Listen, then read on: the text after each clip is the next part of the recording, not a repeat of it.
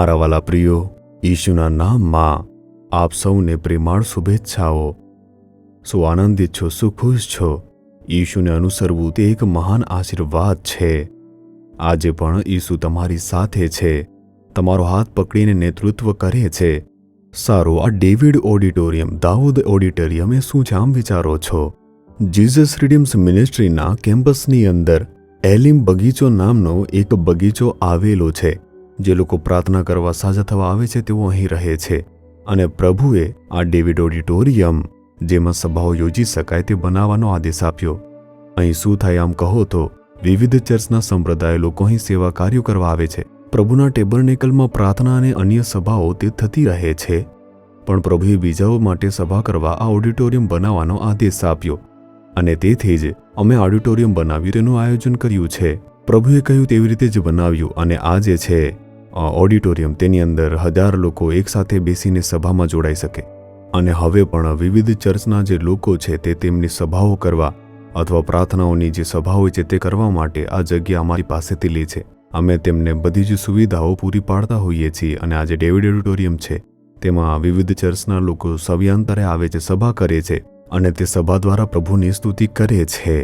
સારું, આજે પ્રભુ પાસે મારા માટે શું વચન છે આમ કહો છો? રોમનો 8મો અધ્યાય તેની 14મી કલમ। કેમ કે જેટલા ઈશ્વરના આત્માથી દોરાય છે તેટલા ઈશ્વરના દીકરા છે। યોહાન 1:12 કહે છે, જેટલાએ ઈશુ પર વિશ્વાસ કર્યો તે દરેક વિશ્વાસીઓને પરમેશ્વરના સંતાન હોવાનો અધિકાર મળ્યો। Child of God, children of God, ઈશ્વરના દીકરાઓ, ઈશ્વરની દીકરીઓ।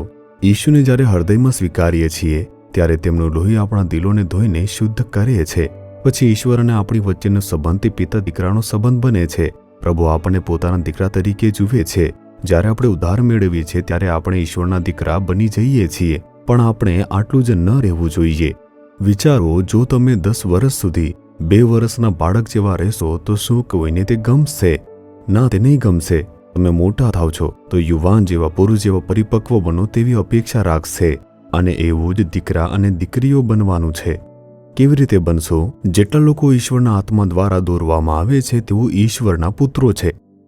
જ્યારે માતા પિતાને નાનું બાળક હોય છે ત્યારે તેઓ કહેશે કે તેમનું એક નાનું બાળક છે। તે જ સમયે જ્યારે બાળક મોટું અથવા યુવાન થઈ જાય છે ત્યારે તેઓ કહેશે કે મારો આ એક પુત્ર છે, તે મારા માટે બધું જ કરે છે, તે બધું જ સમજે છે, શું તે આવું નહીં કહે? અને તેવી જ રીતે જ્યારે આપણે પવિત્ર આત્માની પૂર્ણતામાં પ્રાપ્ત કરીએ છીએ અને આત્માના માર્ગદર્શન મુજબ જીવવાનું શરૂ કરીએ છીએ, ઈશ્વરના પુત્રો બનીશું। શું કોઈ નાના બાળકને જવાબદારી સોંપશે? લોકો તો તેમને ખોરાક ખરીદીને ખુશ કરી શકે છે, પરંતુ બાળક પુત્ર બની જાય તો તેઓ તેમના માતા પિતાને ખુશ કરે તેવી સ્થિતિમાં આવી જાય છે। જેઓ પવિત્ર આત્માથી ભરેલા હોય છે અને જેઓ તેમના માર્ગદર્શન હેઠળ હોય છે તેઓ જ પ્રભુને ખુશ કરી શકે છે। તમે ક્યાં સુધી પરમેશ્વર આગળ એક બાળકની જેમ વર્તન કરશો? શું તમારે તેમને તમારા પિતા હોવા છતાં ખુશ ન કરવા જોઈએ? તેથી આત્મા દ્વારા માર્ગદર્શન તમે મેળવો। જ્યારે તમે સવારે ઉઠો છો તમારે પ્રભુને પૂછવું જોઈએ, પ્રભુ આજે શું કરું, કેવી રીતે કરું? પ્રભુ તમને સલાહ આપશે અને માર્ગદર્શન આપશે। આ સેવા કાર્યની સફળતાનું કારણ એ જ છે કે પરમેશ્વર તે આપણું નેતૃત્વ કરે છે। ઈશ્વરનો આત્મા નેતૃત્વ કરે છે। આ સભાગૃહનું બાંધકામ કર્યું ત્યારે પણ તેમણે બતાવ્યું કે આવી રીતે કરો કે તેવી રીતે કરો, અને તેથી જ આજે અહીં ઘણી બધી સેવા કાર્યો થઈ રહી છે અને તેઓ ખૂબ જ આનંદિત છે। અહીં દરેક વસ્તુ પ્રભુ દ્વારા માર્ગદર્શન આપવામાં આવી હતી। તેમણે કહ્યું આ બનાવો, તે બનાવો, અહીં આમ કરો। તેમણે માર્ગદર્શન આપ્યું પવિત્ર આત્મા દ્વારા। તે આપણી સાથે વાત કરશે, દોરી જશે। તમારે તે અનુભવમાં આવવું જોઈએ। શું આજે ઈશ્વરના આત્માએ તમારી સાથે વાત કરી? શું તેમણે તમને આજે પ્રોત્સાહિત કર્યા? શું તેમણે તમને આજે માર્ગદર્શન આપ્યું? જો નહીં તો જાઓ, રાહ જુઓ અને પ્રાર્થના કરો। પ્રભુને કહો અને તે તમને સુંદર રીતે દોરી જશે। જ્યારે આત્માના માર્ગદર્શનનો અનુભવ મેળવશો ત્યારે આત્મિક રીતે તમે પરિપક્વ થશો। માત્ર ત્યારે જ પ્રભુ તમારી સાથે રહસ્યો ભૂલી શકશે। કેવળ તે લોકોને પ્રભુ જવાબદારી આપી શકે છે, તેમનો તે ઉપયોગ કરી શકે છે।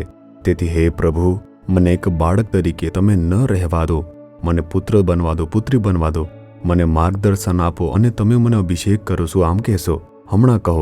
શું તમે ઈચ્છા રાખો છો? પછી હૃદય પર હાથ રાખો, પ્રાર્થના કરો, હે ઈશુ, મને તમારા માટે એક નાનું બાળક ન રહેવા દો પ્રભુ। મને આધ્યાત્મિક જીવનમાં વિકાસ થવા દો, તમારા પુત્ર બનવા દો, તમારા પુત્રી બનવા દો। આજે મને તે અનુભવ આપો, મને તમારા આત્માથી ભરી દો। તમારા પવિત્ર આત્માથી માર્ગદર્શન આપો. હું તમારા માર્ગદર્શન મુજબ જીવવા માટે પ્રતિબદ્ધ છું. ઈશુના નામમાં પ્રાર્થના કરું છું. Amen, amen. Jesus redeems Gujarati YouTube ચેનલને સબસ્ક્રાઇબ કરો. દરેક નવા કાર્યક્રમની માહિતી મેળવવા માટે બેલ આઇકન પર ક્લિક કરો.